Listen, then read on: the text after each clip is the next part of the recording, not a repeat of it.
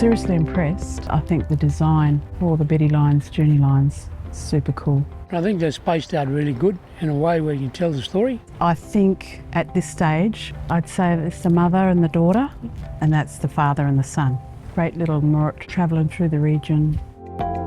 Really happy with the way they're fitted onto the different plates. Looks like a carving, but it's really nice. The way it flows through here, the river, and you've got these lovely suggestions of meeting. They work great, Peter. Some of the lines are travelling lines as well. To put on here is really, really special.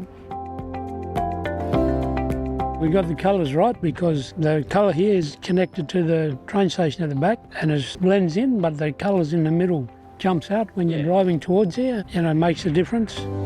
Peter, you were sort of talking about what the yellow installs or the orange were representative culturally. It's representing of fire, and it's also the adults in sculpture form. The blue represents water. So in our culture, you know, we have water and fire.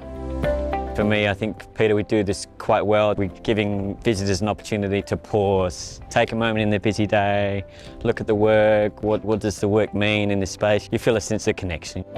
We were sitting here this morning, this lady had a pram and a little one. The little kid asked, "Who's that?" They knew it was a person. And I love the fact that it was a little kid asking that. I think it's a very big thing for us in our community. It's just an opportunity to do some more work together and make it even bigger and more colourful. I think that's what we're aiming at as well.